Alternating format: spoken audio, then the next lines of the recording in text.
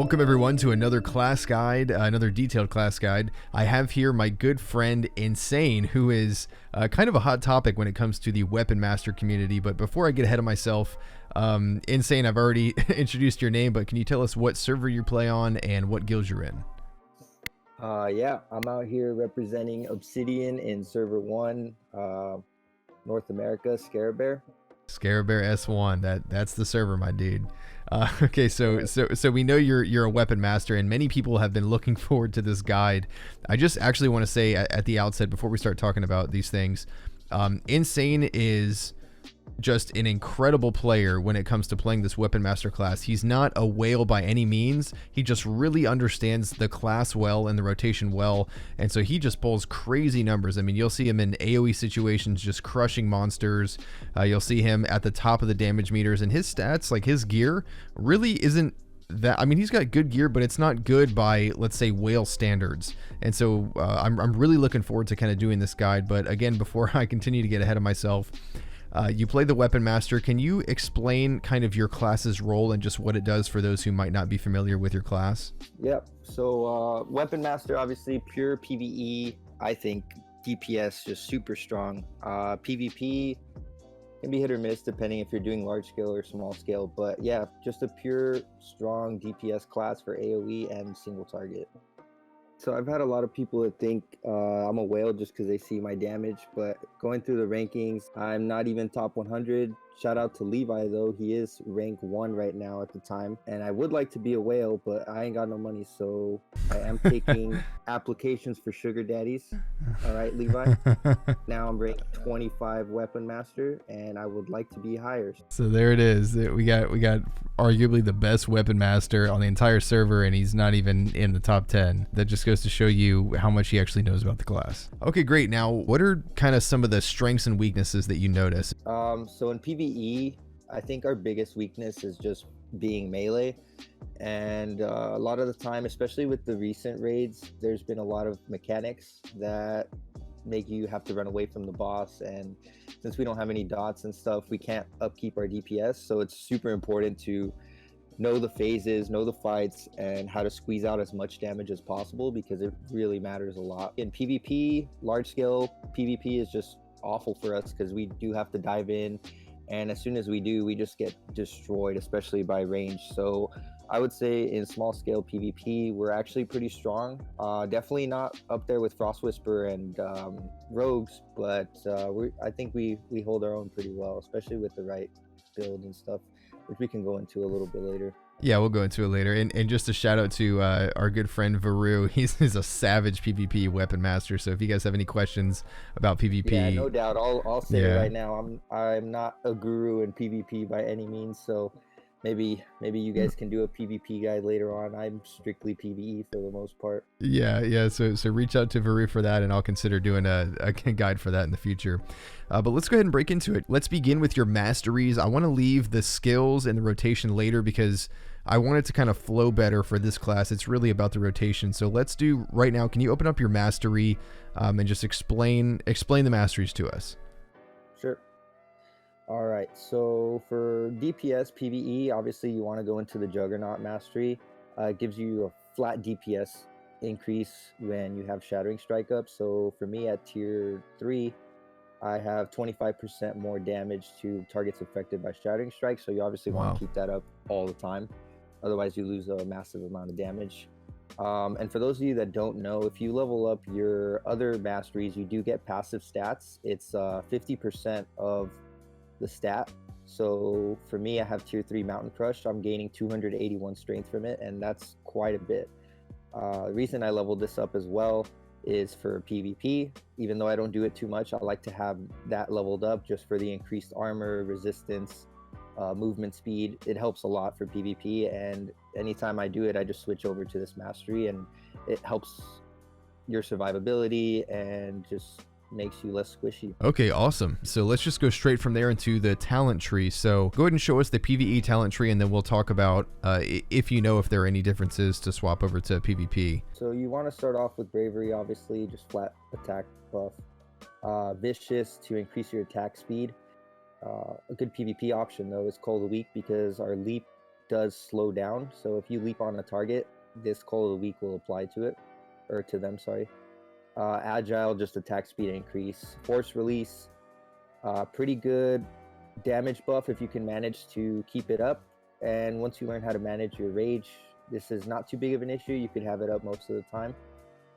And Sharp Edge and Saw Blade, I would say these are about 50-50. It really just depends how much crit you have. If you are low on crit, you want to go full Sharp Edge. Otherwise, you want to go into Saw Blade. I personally am 50-50, but as you can see, I have pretty decent reforges in Saw Blade, so that helps a lot. I would say it's just really dependent on what your crit is.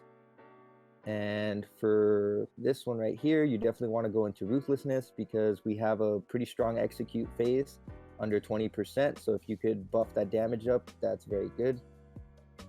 Sundering Blade, easy armor penetration. And for the last one, Desperate Strike, just a flat 5% damage buff. And going into the Strategist tree, you want Cunning just for the increased hit rate. I like to go into Readiness just in case I get hit by a mechanic or something that knocks me down. I get a free immunity every 5 minutes, so that actually has helped quite a bit. And for the next row, Precision, hands down, you never want to go into Focus, because if you're reducing the cost of your skills, you're going to have to spam skills more to reduce the cooldown of Shattering Strike. And as I said earlier, you want to keep that up as much as possible. So definitely go into Precision. And then for the last one, the only one of these that increases DPS is Tactical Plan. And Tactical Plan is actually very crucial to the build that I have. So yeah, you definitely want to go into that. Okay, wonderful. And we're going to talk more specifically about the build and as we kind of bring this to a close at the end. But next up, show us your sigils. So I want to look at what sigils you have and kind of what you prioritize, and then we'll start talking about your gear and the specific build. Sure. So for sigils, I have opted to go pretty much pure crit, although I am at a point where it's pretty high, so I might start switching some into haste. But for your red sigils, you want strength. Yellow, I have crit. Blue, I have crit, but you can swap those out for some haste, although I would advise to just go full crit. Purple sigils, you want strength and crit. I have 2 crit at the moment with 1 strength, but it obviously just depends how lucky you are on some of the sigils. If you have like a 5 strength versus a 4 crit, you probably want to put the 5 strength in. So just play around with those, but I would definitely say that strength and crit is a way to go for the sigils. Got it. Okay, yeah. So now that we're talking about crit, can you open up your gear menu? In terms of your build, is there anything that you have to say or that you want to say just right at the outset when we're talking about your build? Like, what is this built around? Oh yeah, definitely. So I started off the game as Blade Master. When I switched to Weapon Master, I did a lot of research, looked into the tier 1, and wanted to start building correctly right off the bat.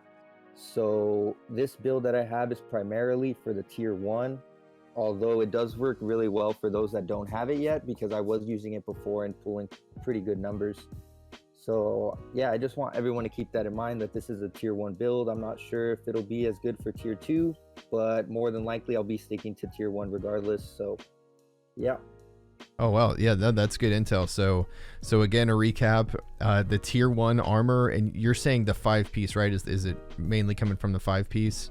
From the 5 set, yeah. Okay, and we'll talk about that in specific in just a moment. But okay, so that being in mind, this build is being built around the tier 1 5-piece set. What kind of main stats are you looking for in terms of like fudging around, let's say, legacy items? Legacy items, that's a good question. You're on a budget and you can't get legacy items, obviously. Like, I don't have that many. I would say the best one to get is definitely this legacy offhand, the crit one. Right here, I have 223 crit from it, so that's a pretty significant amount. Yeah, it's a lot. And I would definitely recommend this to be your only legacy if you were to only get one. Okay, good. Yeah. So, and now that we're talking about your offhand, what about your legendary? Can you explain kind of the importance of your legendary, and is it really necessary to build? Personally, I think if your legendary is a pretty low level, you can go ahead and get a higher level epic. The difference isn't too bad. Although I will say, if you can keep up the legendary, you should definitely stick to it. I personally am still rocking a phase 3 legendary, pretty low. I know most of the people in our guild have 4 or even 5.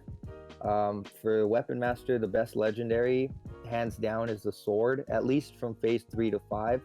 Once phase 6 comes along, I'm not sure, I'll have to test it, but the axe looks really good. The legendary offhand looks really good, so that'll just come due to testing. But for now, I would say the sword is definitely the way to go for the legendary. So if you can manage to keep it up at a decent level, it's definitely better than getting epic main hand, although that's not a bad option. It still does good damage. I see people using it. Let me see if I can pull up the ranks. I think I saw Zodiac, shout out to Zodiac, still using 226 epic weapons, so you can still do it, and he's a rank 3 weapon master, so Oh it's wow. definitely still viable. Yeah, it's encouraging to see that you really don't need to be a whale to excel with this class. Oh yeah, no doubt. Can you show us, now that you've explained kind of what this is built around, open up your tier set and just show us what exactly makes this build so good with the tier set bonus? Yeah, so I think that Weapon Master probably has the best tier 1 set bonus in the game. The 2 set's not that strong. Focus Assault has a 12% increased crit chance. It's the 5 piece that really makes the difference, especially with this build. Critical strikes of Focused Assault reset the cooldown on power attack. Oh jeez. So this just it makes for such a smoother rotation, and yeah, it completely changes the rotation and just makes it a solid build overall. Wow. Okay, great. Thank you for that. Now let's talk about the pet. Is there a specific pet that you think kind of plays into this crit build best? Which pet do you have? I have the Teddy Romy, simply for the 5% crit damage. I'm sitting at, I think, 80-something% crit with my build pretty much all the time. So this 5% crit damage is just almost a flat 5% damage. So it's a pretty big buff. If you don't have this, I would say the King Eagle Baby is a good choice. It gives you crit rate and armor penetration, and the pet skill is also very nice. 5% crit chance, 20% crit damage. But I would say Teddy Romy is definitely the way to go for this build, at least for the pets that are out right now. And if you're on a budget, pretty cheap pet to get. Wow. Yeah, I can see that too, because you're critting so much, right? It makes crit damage just such a more valuable stat. With it being kind of limited in the game, you definitely want to get it from anywhere that you can. Yeah, that makes sense. Okay, wonderful. Let's move on to your artifacts. Can you show us, just kind of go through each of them one by one and explain? I know that these are kind of RNG based, but explain your reasoning. What stats are you going for? What talents are you going for? And do you pay any attention to the strength on the right hand side? Yes, I mean, you want to pay attention to everything, right? But the bottom stat is the most important. So for the build that I have, you want to prioritize tactical plan over everything. I know there's been, like, so far I've seen in Discord a lot of weapon masters tend to go for ruthlessness or force release. I've personally found that tactical plan just trumps everything. So that should be your priority, especially on the bottom row. You should be trying to get +2 tactical plan. After that, you want to prioritize the middle row and going for saw blade or sharp edge. And then strength, although it matters, that's probably the least important. So in order of priority, it's tactical plan, I would say, and then force release, and then ruthlessness. I'm sorry, that's such an interesting choice, because normally you would go for raw damage, right? But tactical plan, that's an interesting choice. It's that good. Wow, and I'll let you I'll let you expound on that later. But I'm sorry, I couldn't help myself. I had to interrupt you. That kind of shocks me. I think a lot of people don't realize how important tactical plan is, and once I go in depth to it later, hopefully you guys can get an understanding as to why I've built this way and see why it's so good. Wow. So just going through my artifacts, just so you guys can see them. The first one, I have 5 saw blade and 2 ruthlessness. I took this one just because of the 5 saw blade. That's just too good to pass up, and ruthlessness is also pretty strong. My second artifact, pretty crap.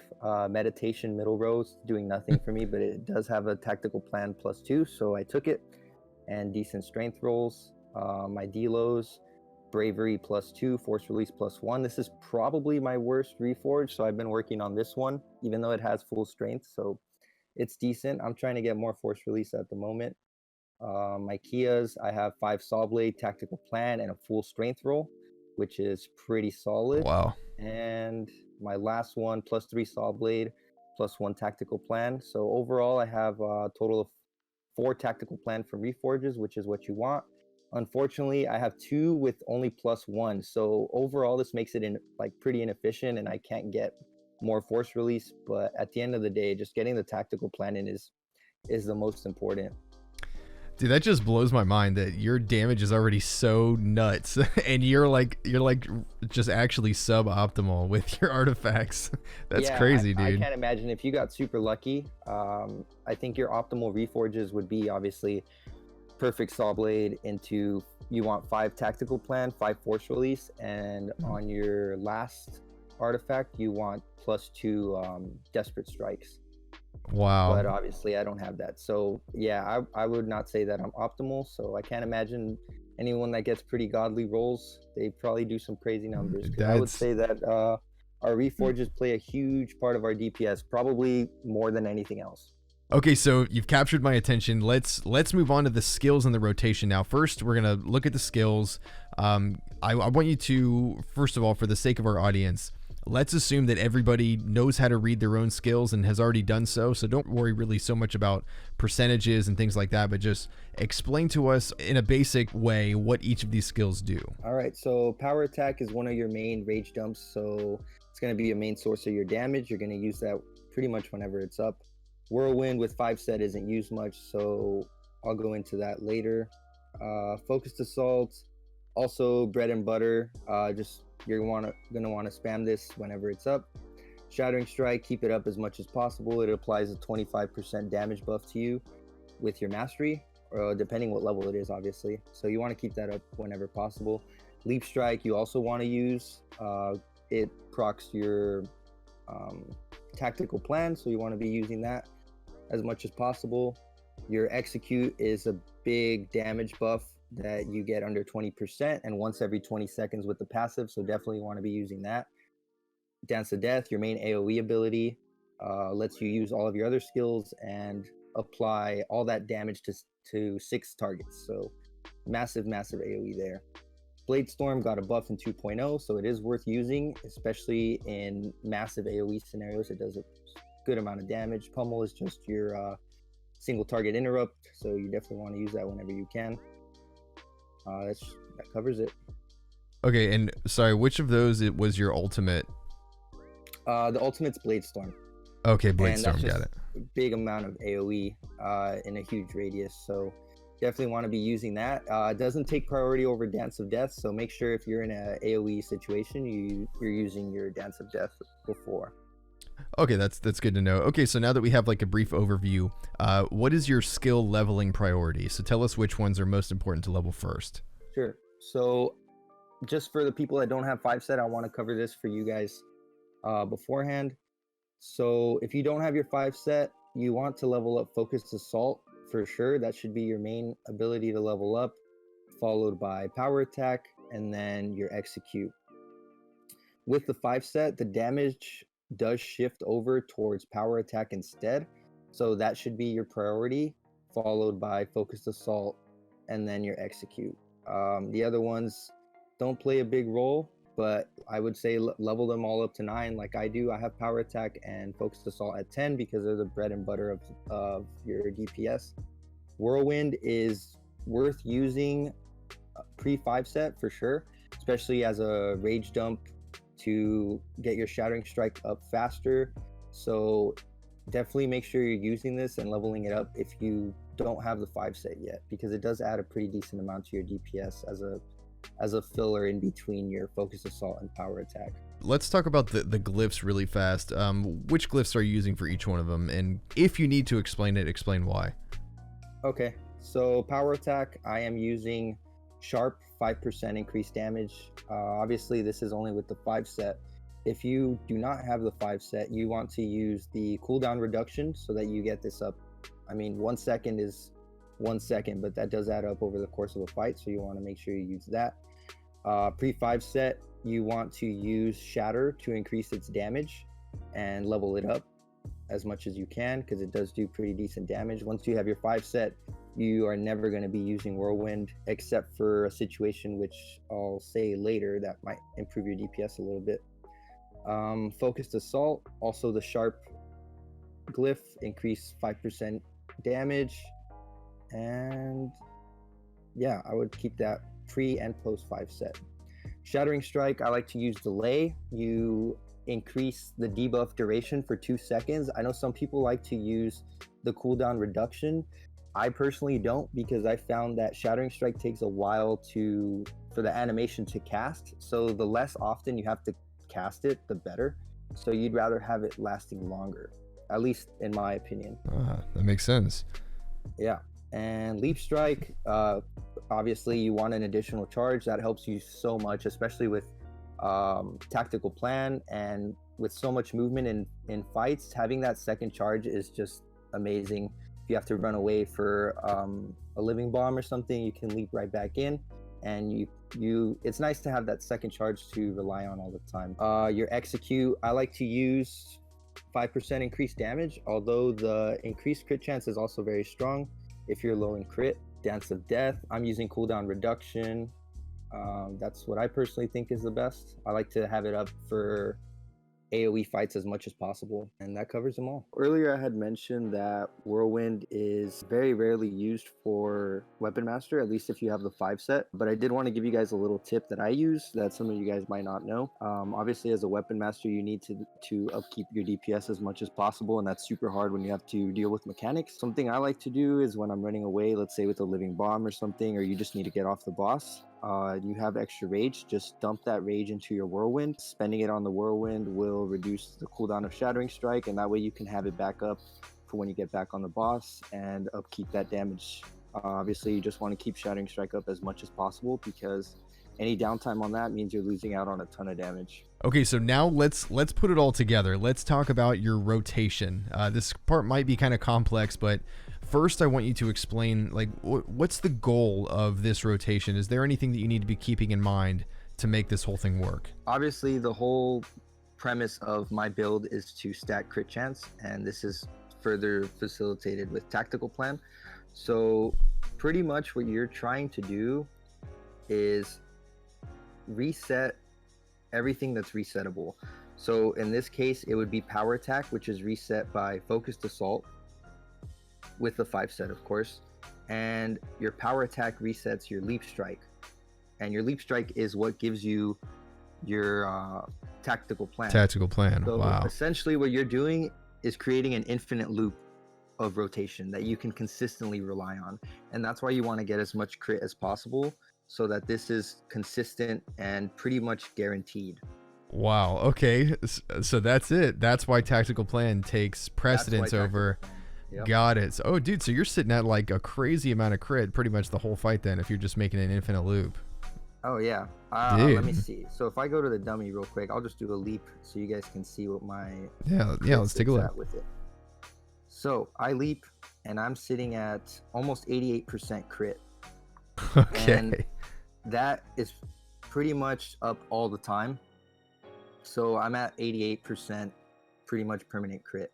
And that's what makes it so good. Wow, and then that's why you're stacking crit damage too, to just make it go banana. Yeah, okay. that's why you want to stack as much crit damage as possible wherever you can. Oh, it all makes sense. Okay, so great. So let's talk about the actual rotation itself now that we understand your your secret, your premise, your frame of mind when going into these fights. Let's just kind of talk about, okay, let's just do it. Just do a rotation. How do you open, and just show us like a basic flow of your skills. So if you can help it, you definitely want to open with Shatter before Leap. I know a lot of people like to Leap and then Shatter. Just like I said earlier, Shatter just takes so long to cast that if you can cast it first, you definitely want to. So you want to Shatter first and then Leap to start your tactical plan. After that, I like to go into Power Attack just to get rid of a stack, and then you go into focused assault, power attack, and then you're going to leap again because your tactical plan is up. So the whole premise is to just keep tactical plan up while spamming your rotation, and obviously keeping shattering strike up all the time, and you're going to weave in your execute whenever it comes up. Obviously only use it when shattering strike is up. Dance of Death is also used in the single target rotation. You want to use it to extend your shattering strike, and it does really good amount of damage when you use it within your shattering strike debuff. So yeah, that's pretty much it. Essentially what you're doing is creating an infinite loop of DPS. Wow. And a consistent rotation that you can rely on with all the crit. Wow, dude, thank you for that. I know there are probably people watching this that are just gonna like hit their head against the wall. They're just gonna be banging it against the wall. Like, I can't believe I didn't think about that. Oh yeah, man. All it takes is reading your skills, how they interact, and figuring that out. And obviously tactical plan is the only thing that gives us that huge amount of crit. And as long as you know that leap strike procs it, then you're golden. So wow, yeah, that's the goal of the build. Dude, thank you so much for that. I just want to say too, I know that kind of was gone over very quickly, but obviously you can just start over. You know, you just go back like 15 seconds and watch that part over and over to kind of understand what's going on there in terms of the way that the skills interact with one another. But I think that this has been very helpful, at least for that section. Yeah, that's awesome, dude. Thank you for that. And I just want to move into the next section here. I know that you're mainly a PvE player, but for PvP, is there any like basic information that you might have for people, like, oh, sit in the back or avoid doing this, just any kind of basic advice for PvP? Yeah, no doubt. Obviously, you want to switch to Mountain Crush. First thing, before you start PvP, switch that thing up. Mountain Crush Mastery is what you mean, right? It's a huge armor and resistance buff, as well as movement speed. You get an additional leap strike. It's just massive. You hands down need it. Other than that, I try not to bother with large scale PvP because you just get destroyed. For 2s and 3s, you want to leap as soon as possible to get that armor and resistance up. I like to go after healers. If you can catch people, all two or three people in your Dance of Death, you will destroy them. So definitely try to hang out in the back and try to get them when they're all together. You know, a lot of the time people will stick together, and you just want to jump in on them, Dance of Death, pull them all together, and start destroying them. And a lot of the time that'll just be too much for the healers to keep up with. So if you can manage to do that, you single-handedly destroy a whole team. Insane. I just want to thank you for coming on. This was actually eye-opening for me. And I'm just so appreciative that you actually decided to do this. So on behalf of everyone, dude, thank you so much. Is there anything you want to say before we kind of sign off here? Oh, yeah. First of all, I really don't want people to think of this as an absolute guide. I feel like that kind of makes it so people aren't as creative. And I really just want people to think of this as me showcasing my build. You know, I know a lot of people in the Weapon Master community put a lot of time into testing and stuff, and I want that to continue. So with that being said, I do want to give a huge shout out to the Discord community. You guys are awesome. I'm glad to see everyone engaging in theory crafting. And if it wasn't for your guys' inspiration and push to, you know, showcase my build, I wouldn't have been here doing it. So I hope this really helped you guys. And if I missed anything, be sure to hit me up on Discord or just the Weapon Master Discord in general. A lot of active people answering questions there. And it's a really helpful community. So shout out to you guys. Well, thank you, man. And I also just want to point out too, if you have any questions or need clarification, or you know, we're human, maybe we might have misspoken at one point. If you have any questions, you can also leave a comment down in the comment section down below, and I'll have Insane kind of monitor this in as much as he's able to answer any further questions that you might have. But with that being said, Insane, thank you so much again for coming on. I'll see you guys next time in the next video. Enjoy your day.